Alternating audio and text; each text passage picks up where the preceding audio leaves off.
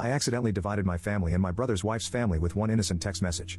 So, my brother's wedding happened 2 days ago, and it turned into complete chaos, which I know even though I wasn't there. You might wonder why I didn't attend the wedding if it's my brother's. Well, it's because of his wife's family. He did send me an invitation to the wedding because he wanted me there, but his fiancée told him I couldn't attend because I had a boyfriend. You might be confused, but I'm a man, and I have a boyfriend whom I wanted to bring to the wedding. She said that even though she doesn't have a problem with that, and that my brother doesn't have a problem with that, her extremely religious parents, who already forced her to have the wedding in a church, would most likely banish us from the wedding and cause trouble between our families. After she told him that, my brother told me I couldn't attend and explained why. You might think I was angry. The truth is I was relieved. I hate going to big events with lots of people because of my social anxiety, and I was already used to not being able to attend certain events because of my orientation, so it was nothing I haven't heard before. So, on the day of the wedding, I stayed at home with my boyfriend. It's worth mentioning my parents apparently didn't know I wasn't attending the wedding. I was chilling at home, cuddling with my boyfriend when I suddenly got a text message from my parents asking me where I was because they couldn't find me at the wedding party. I told them I wasn't attending the wedding and asked if my brother hadn't told them anything. They said no and asked me what happened. I didn't see any reason to lie, so I sent them a text message telling them exactly why. Now, I have to admit I don't exactly know what happened after I sent them this message because they saw it but didn't reply. And why do they care in the first place? They didn't notice I wasn't there until after the wedding was already over. They only noticed when the wedding party started. However, apparently, my parents talked to my brother about it, and all of a sudden, my absence was the main topic of the wedding party. From what I heard, two fronts formed. On the one hand, my parents and the rest of my family were against the family of my brother's wife, and apparently, he, as a husband now, felt compelled to take her side and tried to argue in her favor. It's crazy to think that I was just sitting at home living my best life with my boyfriend while all of that went down at his wedding.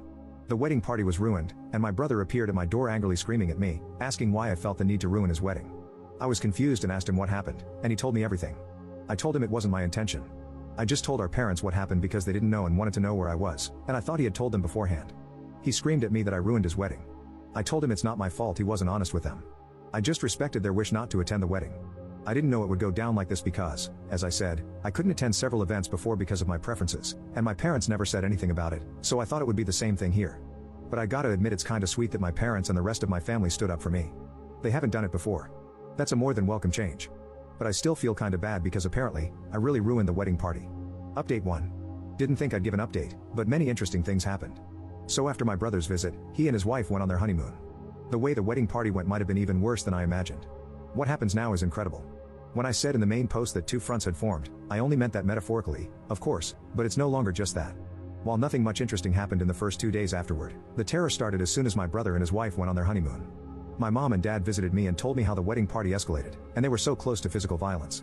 I thought it was funny at first, but this truly bothers me. I also want to point out that you did a great job at convincing me it's not my fault, but hearing my parents' side still gave me a bad feeling in my stomach. However, like I said, the terror started shortly after they went on their honeymoon.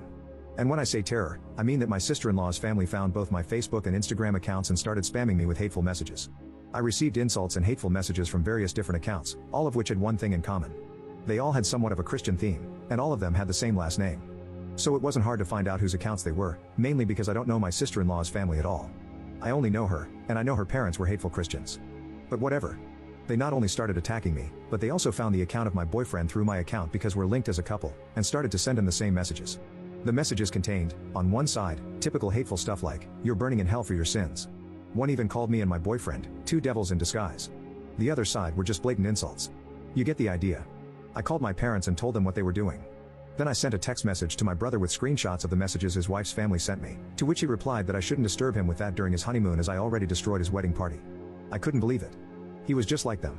He did send me an apology after my mom told me she called him. But none of this is the main reason I'm giving you this update this early. Because I got a call this morning from an unknown number.